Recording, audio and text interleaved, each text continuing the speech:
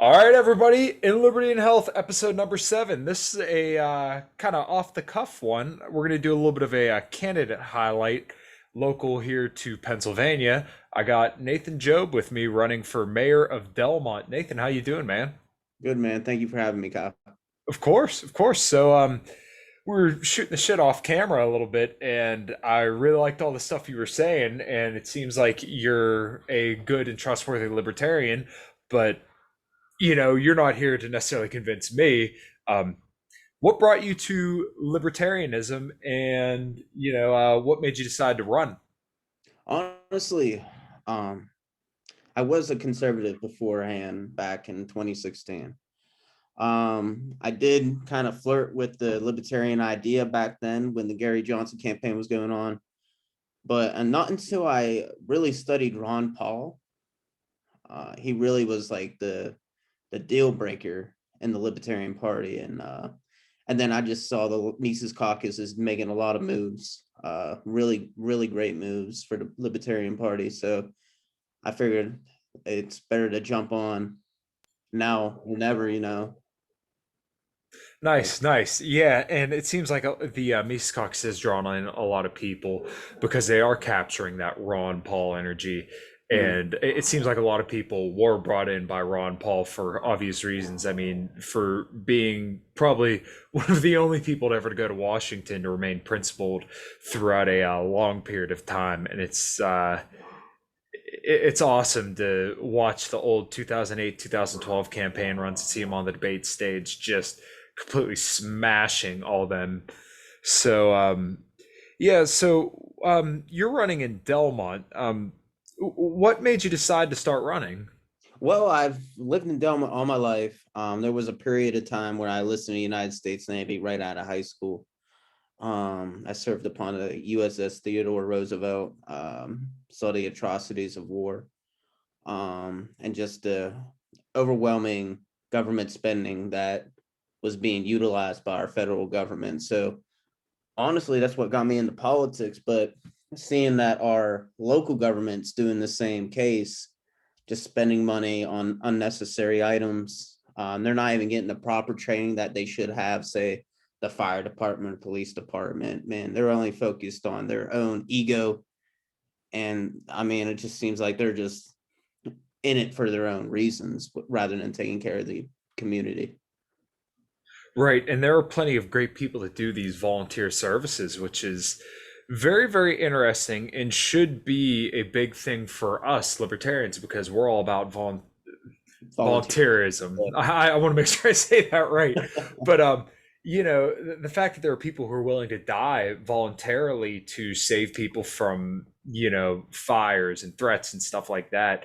Um, if there are resources available, then if we're going to have this kind of thing, we should make sure that those resources are allocated appropriately and not, you know, um, allocated in the wrong way.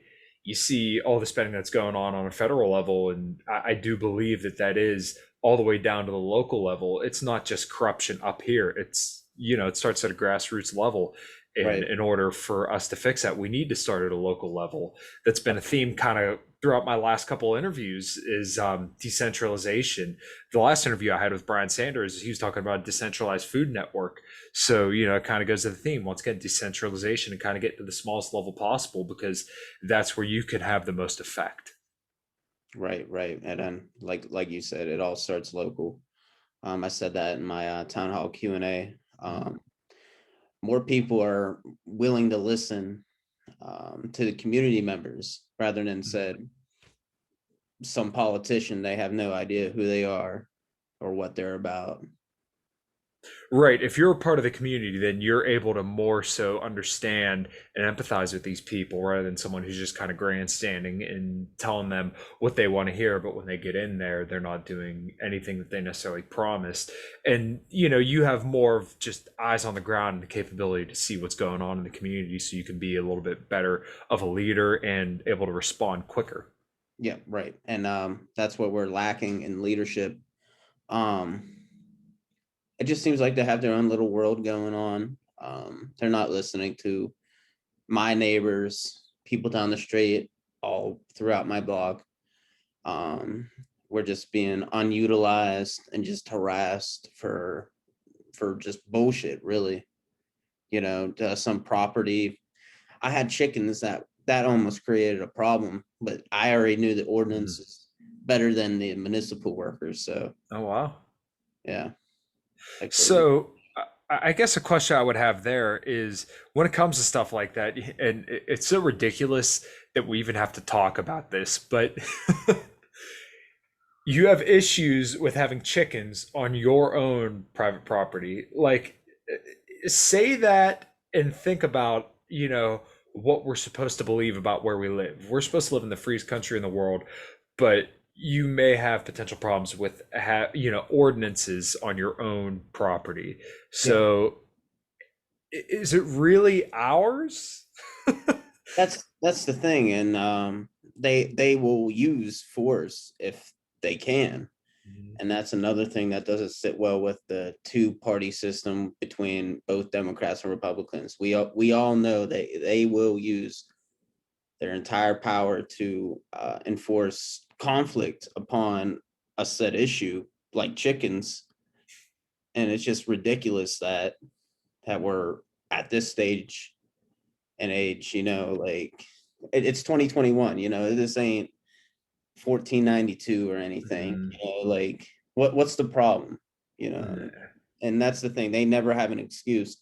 And then when they actually started studying, like, hey, yeah, there actually is no ordinance for chickens. Uh, they had nothing to come back at me with. So Mhm.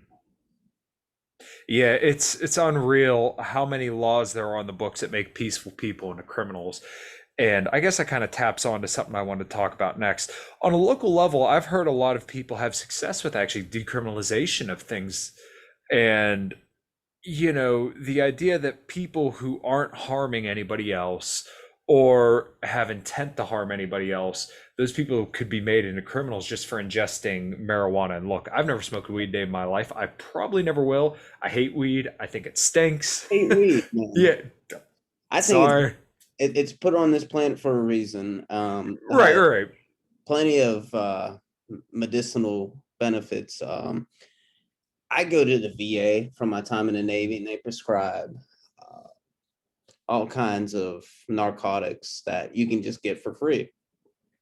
God forbid I want to get a prescription for marijuana, but it's just how it is. It's how the federal government works. They just have this reefer madness from the 30s Yeah. ideas. So Yeah, and while I don't want to make it sound like I'm for criminalization of weed because I'm not, but my point there is just that look, dude, I'm no fan of marijuana. I understand the use, I understand it's just not my thing, and I, probably sound like a total fucking boomer, but yeah, you're that's right. You're right. yeah, No, it's just not my thing. But how just do you the feel idea about that the magic mushroom boom for like PTSD and depression?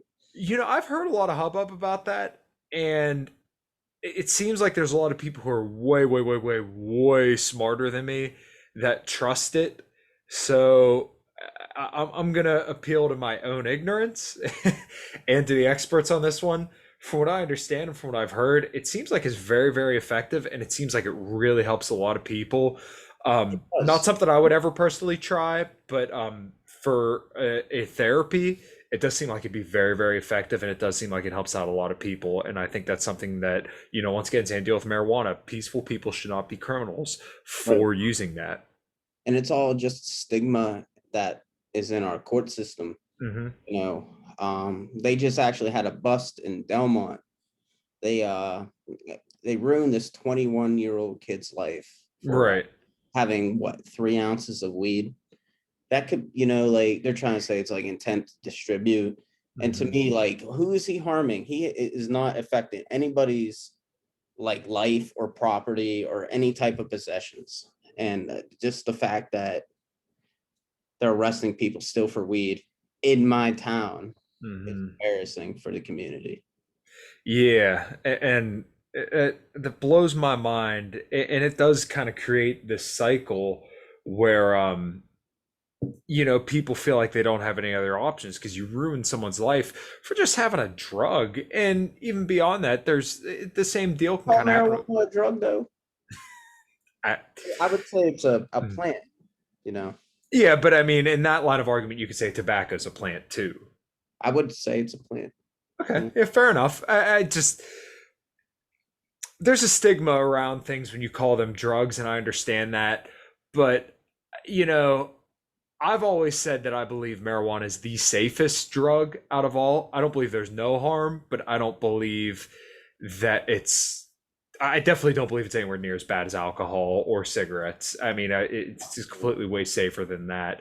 And that's why it truly boggles my mind that peaceful people are considered criminals just for smoking weed. Like I said, I'm not a weed guy at all, but like, dude, they ain't hurt nobody. It It can get stinks. me Get to the over it. Second Amendment issue. If you have Mhm. a certain kind of weapon that is not under regulations through Right. the federal government, you mean nobody, no harm, just to protect you and your family. Hmm. And like it's just an embarrassment to his entire nation, really.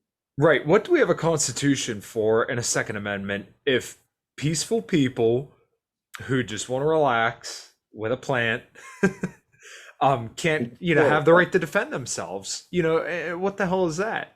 And it's the same deal for possession charges with firearms. You would hear boomer cons talk about this when people were pulled over and there were police accidents, or not police accidents, but police brutality cases. Oh well, he had a firearm. Okay, you should say okay, he has a firearm. We have a Second Amendment, right? If you're not actively harming anybody with that firearm, what does it matter? Why should you be a criminal for simply possessing a firearm? And who has the right to say that you're not allowed to carry that firearm? yeah, it just comes down to another grown ass man telling another grown ass man Mm-hmm. something what they can and can't do. And I mean, people are okay with that, and that's the downfall. I feel like people just don't stand up for themselves anymore. They just, like, oh yeah, Big Daddy government said so. So like, even though it's against the Constitution in Mm-hmm. writing, then they just don't educate themselves, really. Right, and it's very very sad. And like we were kind of saying before the show started, our founding fathers would be rolling in their graves if they kind of saw some of the stuff that was going on now. Yeah, for sure. It's terrible. I don't believe that people who just are carrying a firearm, who are just ingesting something, whether we approve of it or not, um, should be considered criminals. And that even goes as far as, let's say, heroin. And look, I've never heard anybody say, hey, what seems like a great idea? Heroin. Heroin, yeah, right. Like, If these drugs were legal, you got to think how much safer they would be. And once again, this they is not prescribe just. it though. Big pharmaceutical companies Mhm, like to prescribe like oxycodone. mhm, We even go into Adderall for children. That's just basically meth, mhm, essentially. And they're giving children this, but just because it has the taxes coming from these companies, mhm. it's okay. Like it just makes no sense. Right, right. So I guess let's kind of shift a little bit over to COVID. So after these last 18 months, I'm sure everybody's kind of awakened to what's going on around us. And some people, kind of took it the wrong way and think that everybody needs to lock themselves in their houses because this virus is going to kill everybody. And I think people who have a little bit more brain inside their head realize that we're being completely Right. overruled by a fascist government at this point. Yeah. Um, what are your thoughts and kind of, ideas around some of the stuff that's been going on, especially recently with these vaccine passports? I think they're completely ridiculous. I mean, we don't even get through the first couple years of trials through the FDA. And they're just pushing this, shoving this down our throat, really, with celebrities and athletes, and even Mm, through the NFL and NBA. And you got athletes standing up, and yet they will get shut down by mainstream media just to keep this algorithm going, really. And it's just, and it's just a complete embarrassment, really, for our complete We all see this. You see this, I see this. I don't know how many other people would see this, man, but I feel like more people are waking up towards this tyranny that we are Mhm. facing, and just to push really communism, socialism, so, and it's just unacceptable. Right, right. And there are a lot of people ready to kind of stand up and say no, that we're not willing to tolerate this anymore. I mean, you see lots of people leaving their jobs, and this is even reflected in kind of like the workforce participation rate. When you look at that, I it's lost only my job because of COVID, actually. okay now because of COVID or because Um, you declined the vaccine. it was due to certain medical reasonings Hmm. behind the vaccine. I work Okay, sorry. the Pennsylvania Department of Human Services, which is the Hmm. government of, the Commonwealth of Pennsylvania. It's just government. So they are already on top of that with Tom Wolf already pushing it, shoving it down our throats. I mean, if you speak up for yourself, they just shoot it down really, really quickly. And I just decided that I have the GI Bill. I have other options. I need out of this. Uh, it just seemed tyrannical, honestly. Right, and my first video was mostly about um, asking the question of what will you do? What are the lengths that you're willing to go to make sure that everybody gets vaccinated? I mean, that is a very, very um, daunting question to ponder when you think about what are they willing to do to make sure that you take this vaccine.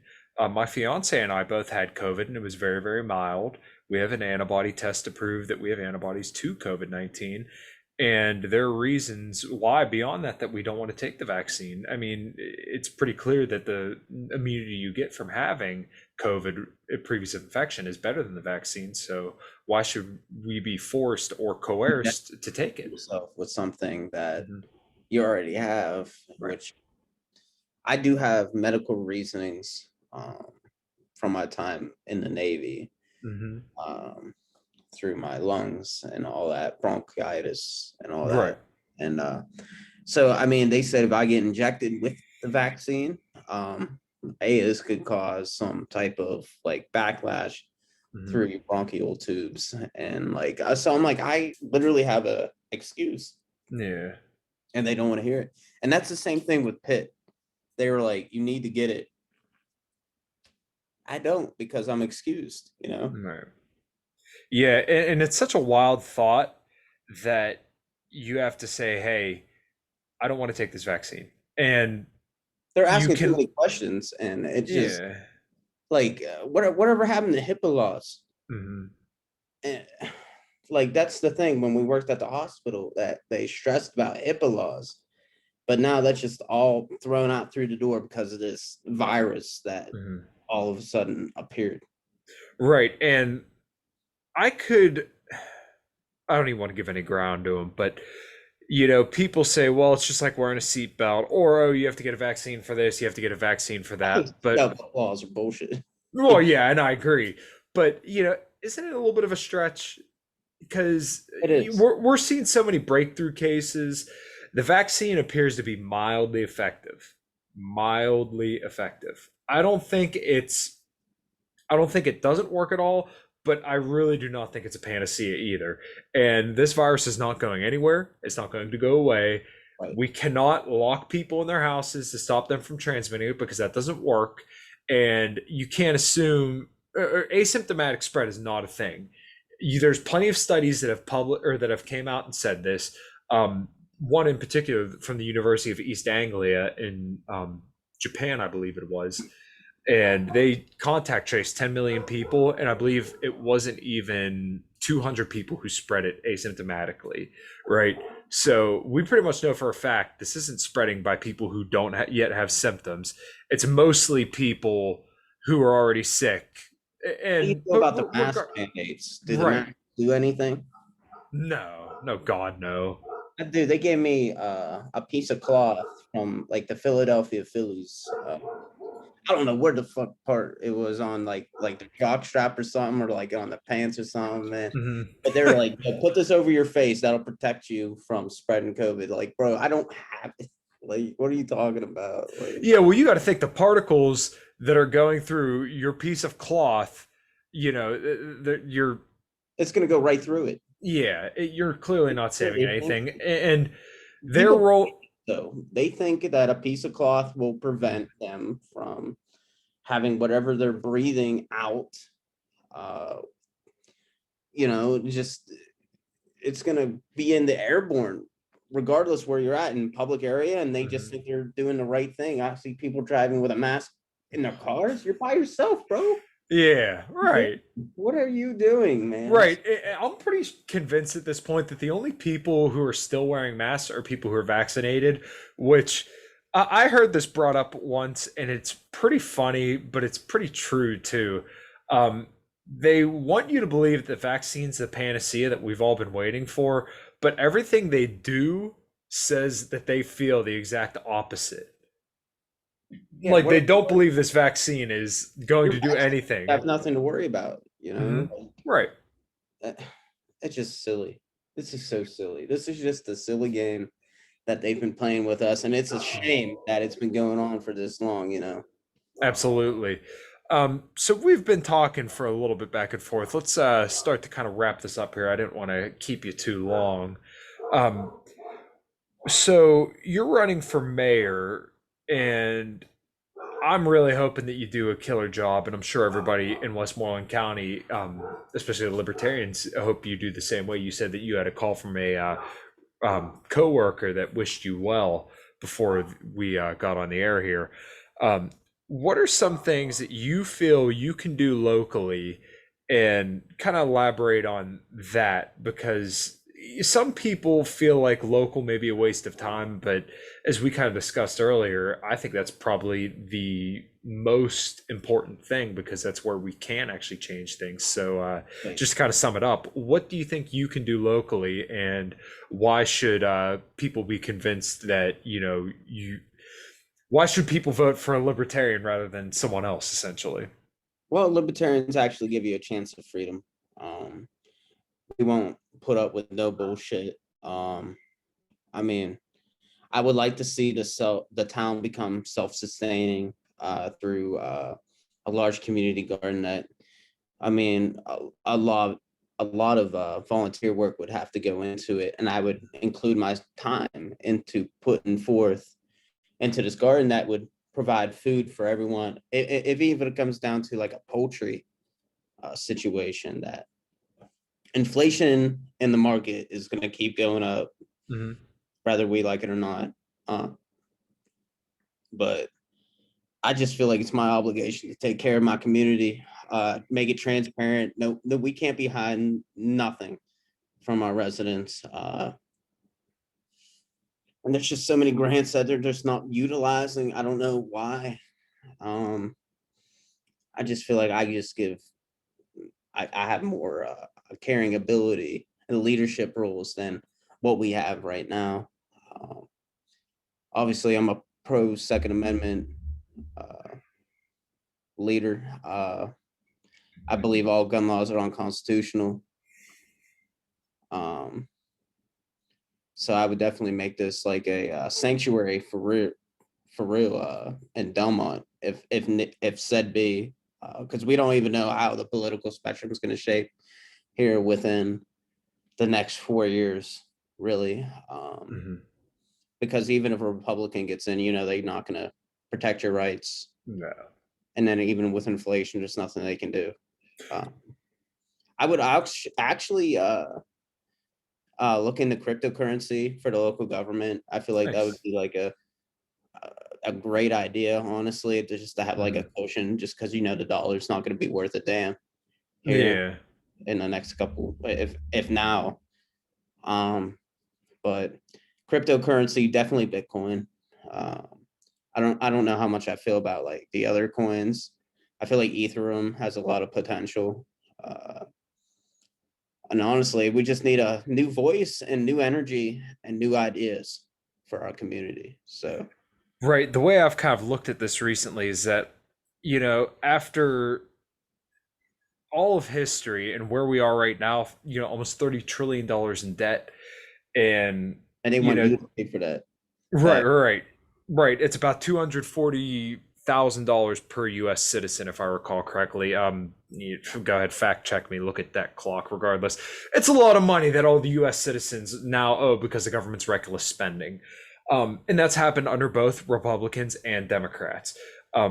So I really think that libertarians need to step up to the plate, and we need to make it known that we are a viable option and that we will do our best for the people and that we do believe in what we say we believe in. We are the party of principle.